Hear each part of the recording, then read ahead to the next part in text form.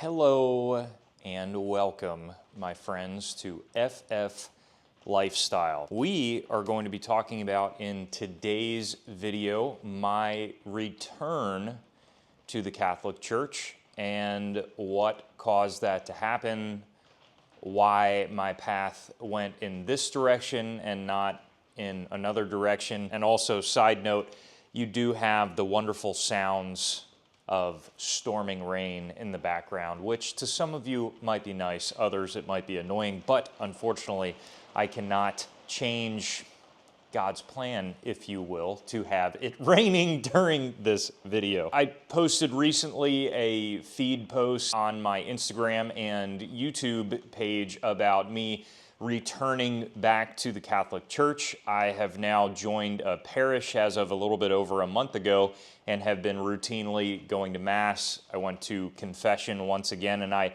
wanted to talk about my path, kind of the whys, and some of you might find this interesting. I hope very much so that I don't offend anybody, but I promise I am not going to be like preaching to you or trying to pull you towards the Catholic Church. It's just for some of you that might be interested as to why I did this or my story. Hopefully this will yield a little bit of information. I was what they commonly refer to as a cradle Catholic.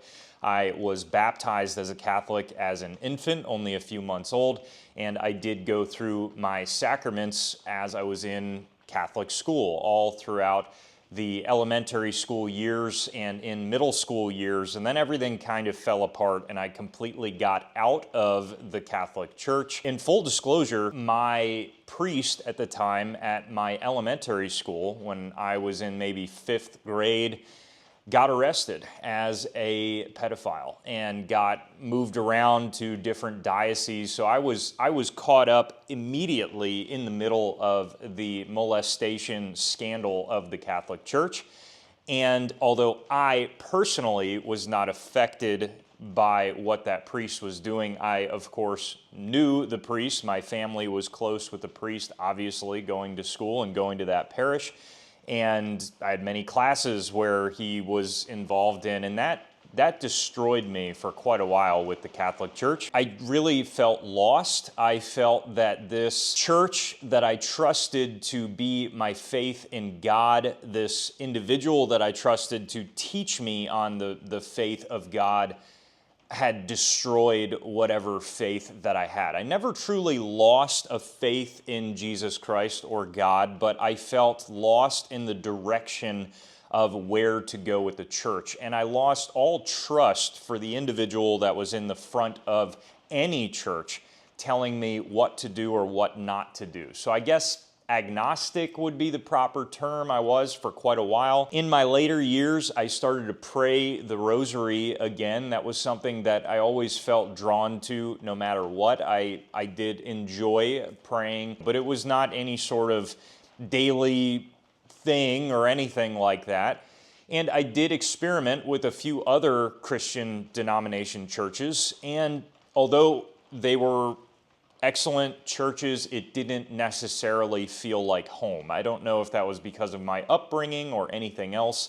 I should also preface that my wife's family and my family are very, very proud Irish folks coming from a long lineage stemming from Ireland, and both of our families are very proud Catholics as well. So maybe there was a little bit of that kind of Irish Catholic blood there kind of boiling up. Recently, my grandfather passing away caused me to, interestingly, go back for his funeral to that very same church that my priest got taken away as an evil man. I struggled with that a good bit because, of course, I was not going to miss my grandfather's service. This was a few months ago, and it was an even more stressful time in my life. And I went back to that church, and I was kind of overwhelmed with this bizarre, couldn't tell you really what it was, but almost relief in understanding that maybe that priest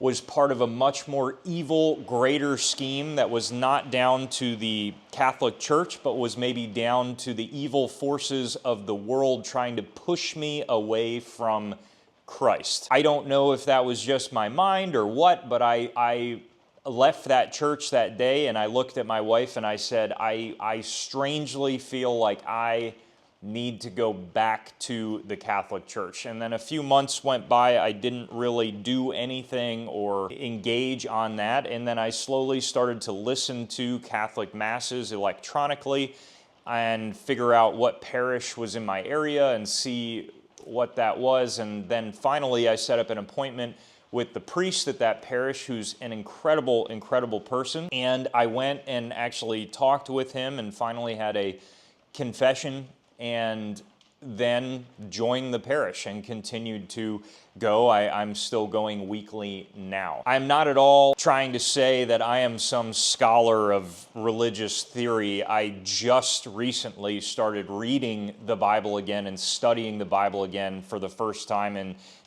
almost 20 years. I do not have any answers. Not even I do not have all the answers. I don't have any answers. All I can tell you is that for me, in my personal circumstance, the Catholic Church seemed to be the one direction that was calling me home to Jesus Christ, and that was the direction that I felt pulled. I also felt very pulled to the direction of the Orthodox Church. I see nothing wrong at all with the Orthodox Church, or really any church that follows Christ. I get it. For me, the Orthodox and the Catholic Church were the two churches that really were kind of calling me in that direction, primarily because I enjoyed the lineage of the church dating back so many thousands of years.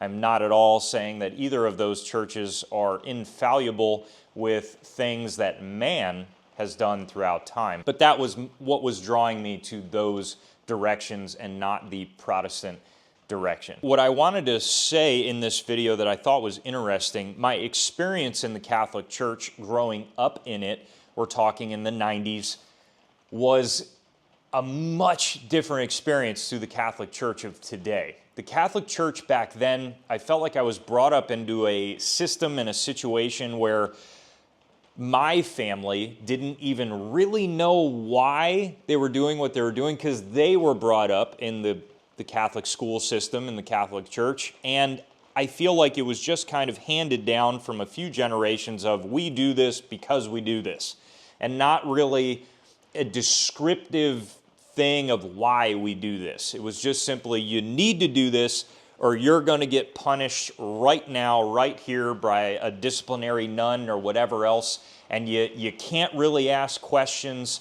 I'm sure that wasn't actually what the case was, but that's how I felt at the time, and it caused me to rebel even more against that because I wanted to question things. I wanted to figure out why we were doing what we were doing, and I did not feel this welcoming feeling. And interestingly enough, my wife felt very similarly. I don't want to speak for her, but she kind of felt a very similar thing that was going on. And I truly feel to this day that throughout the past maybe, at this point, almost 100 years in the Catholic Church, there has been a massive battle going on, and there still is a battle going on between good and evil. And I do believe that the Catholic and the Orthodox churches are, maybe I'll say something that no one can argue, the longest standing churches of Jesus Christ. And I would imagine that if evil is out there and he wanted to destroy one of the longest standing churches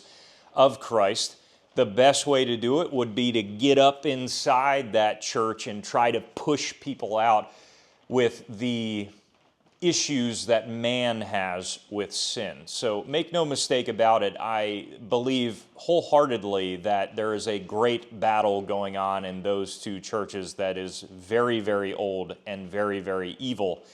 And that maybe with people, interestingly, flooding back to the Orthodox and Catholic churches these days, as of the past few years, people are flooding back. I find that very interesting, that it's almost like people are like called to this very, very big battle that's going on right now. But now, in returning back to the Catholic Church, I don't know if it's because, hey, they're trying to get people to come back, they're trying to be more open to receiving people, but I felt a massive open arms welcoming coming back to the Catholic Church and talking to the priest at our church. Again, a massive welcoming back and thanking me for coming back. And it was funny. Maybe that was evil trying to make me not go back, but all I was feeling was this massive anxiety of, oh man, I'm going to be, disciplined for not going, and I'm going to be told to do all these X, Y, or Z things to receive forgiveness and all of these other things that I was maybe I made up in my mind, or I was like brought up to believe. And in coming back, it was the polar opposite experience. And I was so happy and filled with joy to be back in the church, and I was distraught with tears of joy for being back. So I don't know if any of this makes sense. I hope none of this rubs anybody the wrong way. This is just simply my experience. I'm not trying to push it on any of you guys, but I think some of you out there might be a little bit curious as to my story. And again, I'm trying to switch it up a little bit. And quite frankly, I think, unfortunately, God is very absent in today's media and very absent on social media. So you know what?